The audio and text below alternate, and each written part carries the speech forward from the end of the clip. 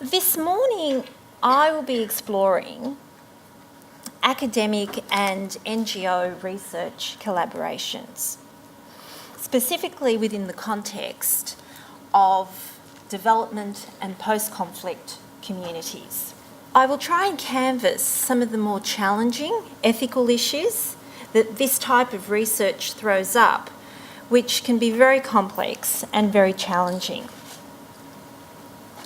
So, as a primer, I've been asked to focus on research of this kind that involves fieldwork.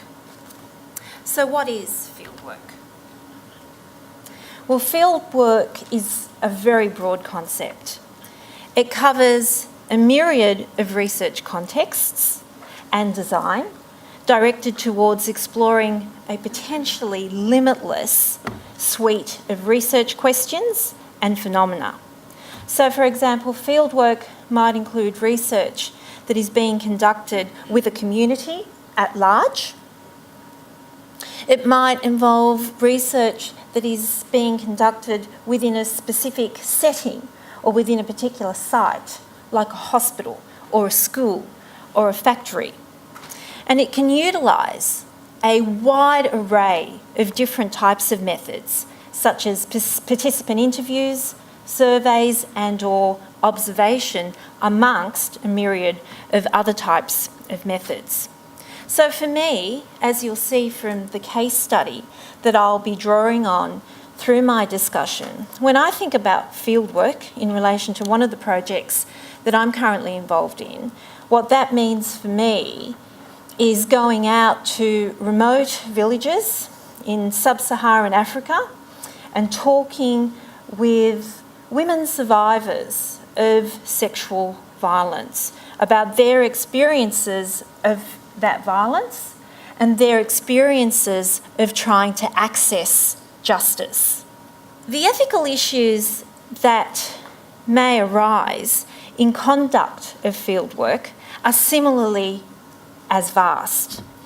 And as has been noted by Sultana in 2007 in a scholarly piece on positionality and participatory and reflexive ethics, ethical concerns permeate the entire process of the research, from conceptualisation, thinking about the research questions, all the way through to dissemination of the findings of that research. And I think it's really important for us to reflect on that for a moment, as has already been highlighted by Professor Pretorius, because I think there are some very important flow-on impacts in terms of our role as ethics committees. We need to be thinking about research not in a static way. Research ethics is not static, but rather research ethics requires ongoing decision-making on the part of researchers. Ethical decision-making is actually a process, and as researchers, we need to be well equipped to engage in that process.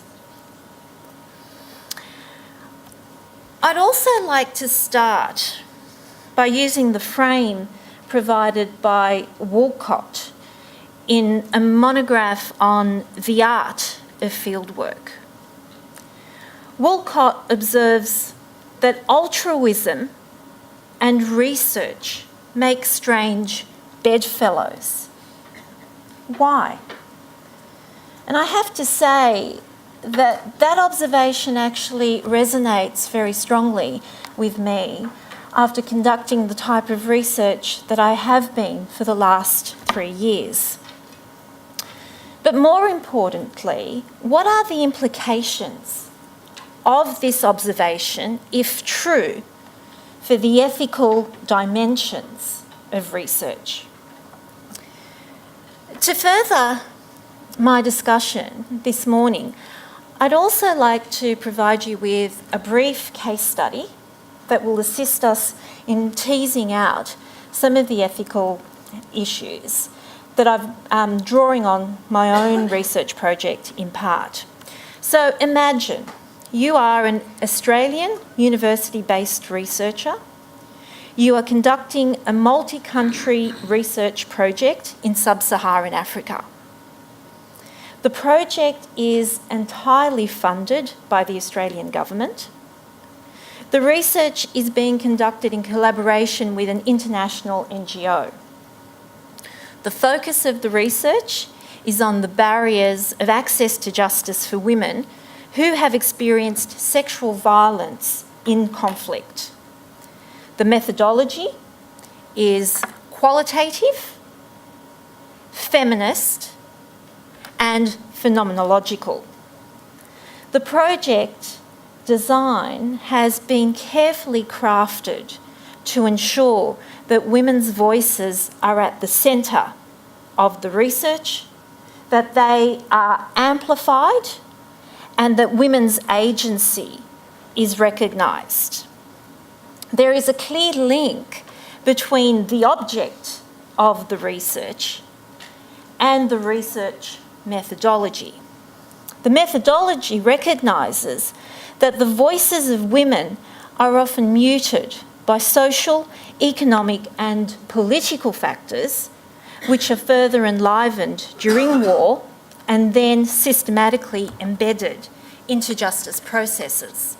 Primary data in this project is to be gathered using semi-structured individual interviews and focus group discussions, both with women impacted by violence and key informants who work within different sites of the justice sector. So I'd like to pose a question to you all. You're sitting down with your research team and you're thinking about how to get this project started. What are the ethical issues for you at the outset? 1 minute to jot down those ethical issues that are popping into your head. How are you going to get this project underway? What are you concerned about in terms of the ethical considerations? Okay, so for me, a useful point of departure is actually thinking about institutional human research ethics review. And I'm wearing both my hat as a researcher about to embark on this research and also as a committee member of a human research ethics committee. What issues am I going to be thinking about in completing my application for ethical review as a researcher? And as a research ethics committee, what are the main issues and concerns that I might find myself having to deal with in review of this application? So let's start at the beginning of the process of fieldwork. Recruitment of participants.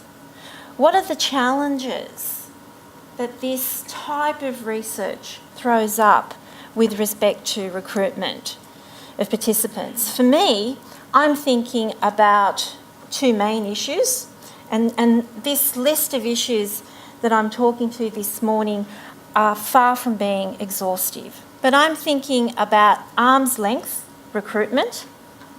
Is that possible in this context? And the potential for coercion in the recruitment process.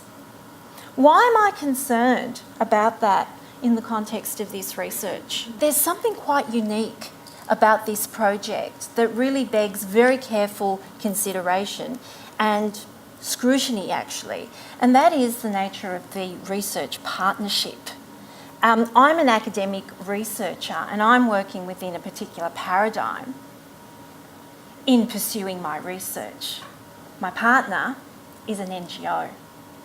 They're out in the field, they're working with the prospective participants, but they're not conducting research with them necessarily. They're actually out there in the context of conflict and post-conflict zones, rolling out programs and offering access to vital services. So for me, I'm quite concerned about what the implications of that might be in terms of involving my partners in recruiting my participants, because there is inherently a degree of dependency already there in that relationship. And how one overcomes that is actually very challenging in the context that we're dealing with. So on the one hand, as an academic researcher, I'm stuck actually between a rock and a hard spot, because one of the reasons I've partnered with my INGO is because they actually are on the ground and they can pave the way for me in conducting this research and recruiting participants. So a real tension there, and some very, very difficult issues to ultimately balance and to make decisions around in terms of ensuring that there is no coercion in the process of recruitment. So moving along to some of the points that you raised, informed consent, not an unrelated issue. Again, recognising that inherent dependency and the potentially pre-existing relationship that exists between my participants and my partner, NGO. If I'm going to go into the field, which I think is probably the desirable thing to do to the extent possible, and actually consent my participants myself, because I would perceive myself to be more at arm's length than my partner researchers, then I may find that I have a whole host of other challenges that I have to contend with. And in fact, I think there's a degree of, or somewhat of a fallacy there also, in terms of me being more at arm's length and less coercive. Being very acutely aware of my status as a Western academic in that context, and the power that inevitably introduces into the relationship with my participants. But putting that aside, there are other potential challenges. Language, very real challenge. Can I get interpreters? And if so, there are often a whole host of challenges around getting the right people to come into the project to interpret for you, particularly in the context of this type of research where you are dealing with very intimate information within the context of very small communities potentially, where there is a tremendous amount of stigma attached to the issues that the women will be talking about. Where do you find your interpreter out in the field? Additionally, I think there are some other challenges in terms of informed consent in this context. And for me, knowledge and understanding is really core here. Am I satisfied, and I have to try and ensure that I am, in the consent process, that my participants actually understand what they are consenting to? And there's some really good literature, and I've provided some further reading for you if you're interested, where this issue is discussed, recognising that as a social scientist, we understand what social science research is. You go out to a remote village in the Democratic Republic of Congo, And you try and explain that to a woman who has a totally different worldview, a range of different experiences, probably very little by way of education, and other priorities in her life. Are you satisfied that your participant will be able to understand the very nature of social research in order to give informed consent? And of more concern, particularly within the context of this research, can you be satisfied that your participant can give informed consent in understanding the potential risks of participating in this research? And in this context, the risks are very live. Re-traumatisation. Will my participant, and I've been faced with this situation, who has never before disclosed to anyone that she has been raped, will she be able to make a judgment about the impact of her disclosure to me as a researcher of the experiences that she has had? Will she be able to assess the risks involved in being a part of this research project? Again, bearing in mind the particular context that we're working in, small communities where survivors of sexual violence experience some of the most gross stigma and ostracism from their community. And there also is a really important link with the methodology of the project. In my mind, there are more risks, although there are also benefits, in having focus group discussions compared to individual interviews.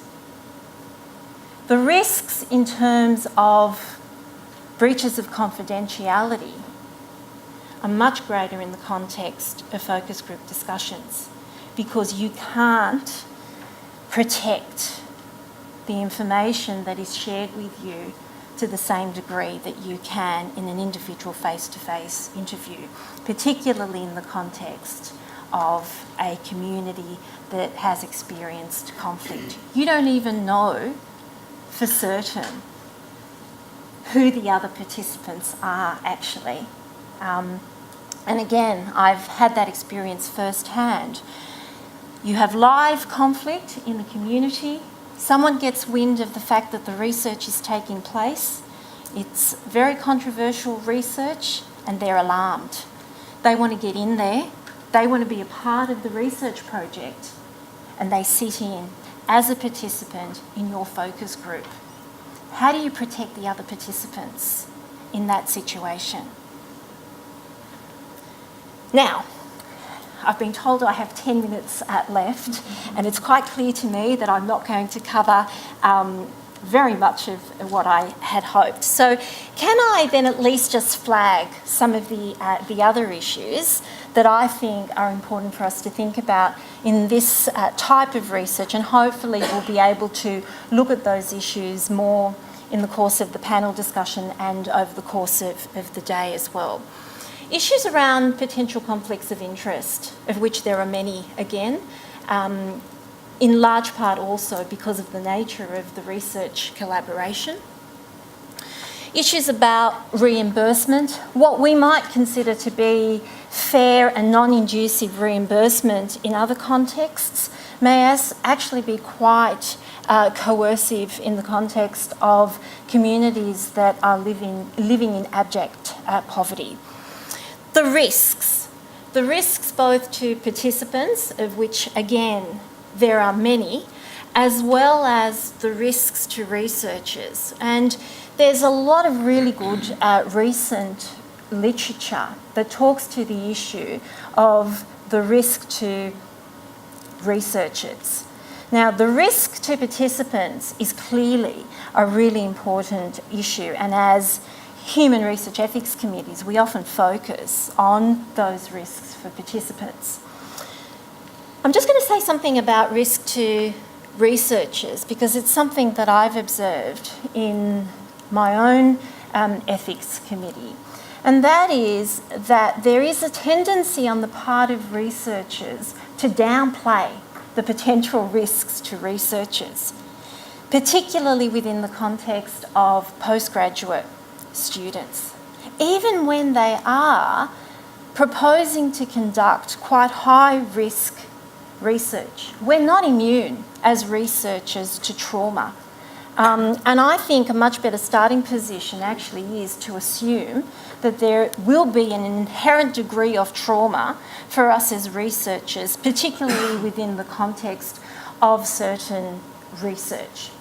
And again, I've highlighted some references for you to have a look at. There's some very good discussion by past postgraduate students who have actually found themselves out in the field, totally unprepared for the trauma setting that they're conducting their research in, only to find themselves hugely distressed. Distressed because they're feeling traumatised by what they're seeing, what they're hearing. Distressed because they find themselves out in the field for several months with no support network. They're feeling distressed because they're starting to feel guilty about the research that they're conducting. It's not uncommon to actually find that there is a degree of antagonism that might be directed towards you as a Western researcher conducting certain types of research in settings. And that has an impact on you as a researcher. An impact that is often difficult to navigate when you're out in the field on your own without that support network and without that close connection with other researchers, and in the case of a student, a supervisor.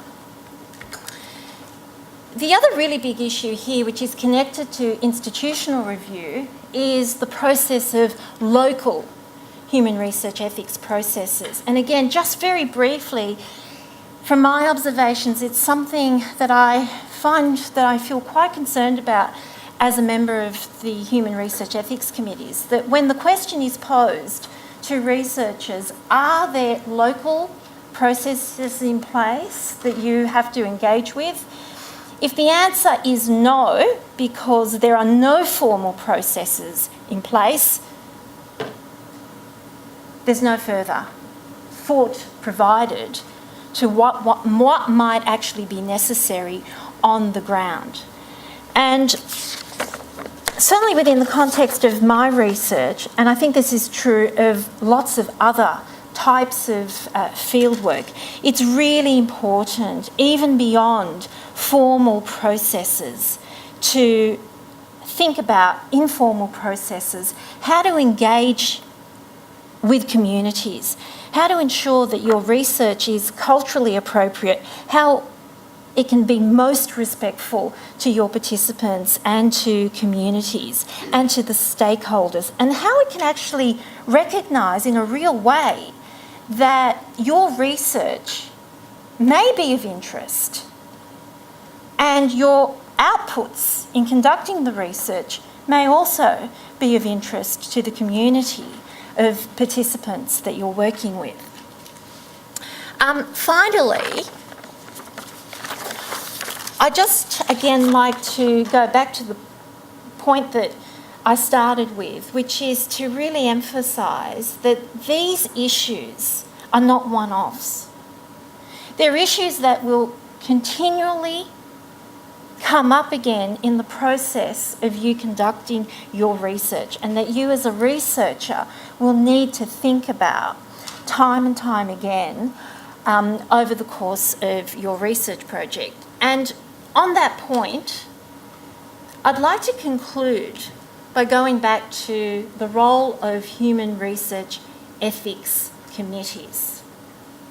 Recognising the nature of ethical decision making as an iterative process, and the fact that what we need researchers to be doing is to be constantly engaged in reflective thinking as researchers around ethical issues. How can we, as human research ethics committees, first recognise that reality of ethical decision making, and then secondly, actually support researchers in their decision making? And I think it's really, really important for us to really grapple with that question as research ethics committees if we're serious about changing the culture at universities and ensuring that as researchers we are truly engaged not only in really high quality research but ethically responsible research as well. Again, I'm going to draw on something that happened to me out in the field which caused me great distress as a researcher and really caused me to think about the ethics involved in a particular decision. So I was out in the field in DRC speaking to women in relation to this project, and in the course of meeting the women that had presented at the site through a process of snowballing recruitment, about 4 or 5 young women turned up. And they were aged 14, 15, 16 years of age. And they really wanted to be a part of this research project. They turned up with babes in hands. They had been raped multiple times, the same way that the older women had. They wanted to be given a voice in this research. My ethics approval from Sydney University didn't allow me to interview those young women because they were underage. And I really struggled. I struggled because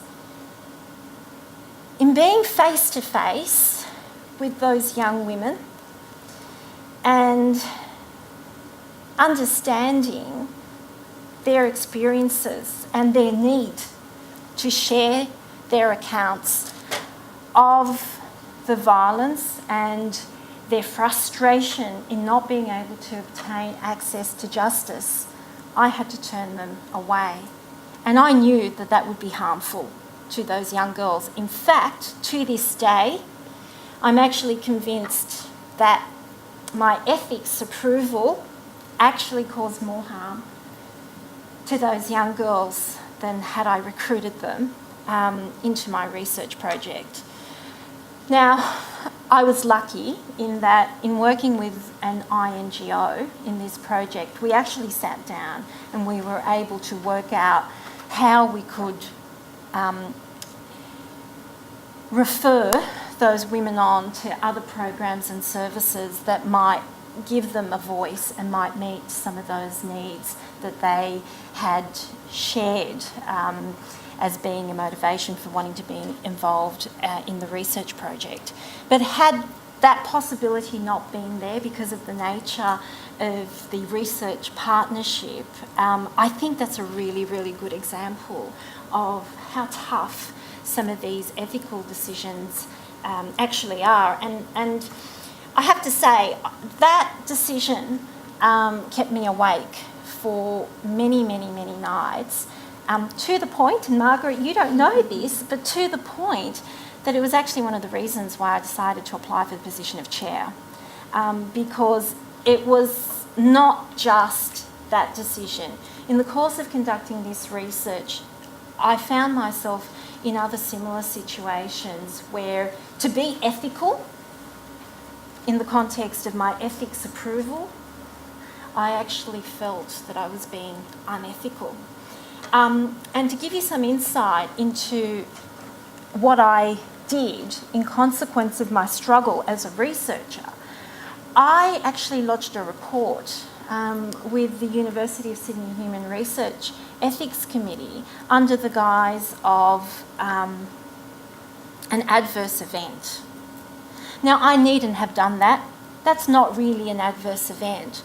But I did that And there's a reason why I'm actually sharing this with you, because it really talks to the issue of how we can support researchers better who are out in the field making these decisions. I did that because I needed to.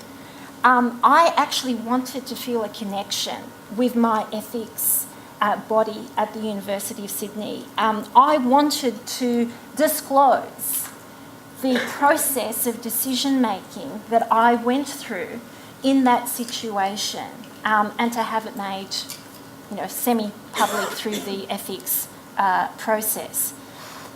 And for me, having that connection, even if it came to naught, was really important. And it has led me to think about how we can do more of that as ethics committees. How can we practically support our researchers through those difficult decision-making moments in conduct of their research in the fieldwork? There must be some way that we can do that. I know that we are under-resourced as ethics committees and that there are some practical limitations to what we can do.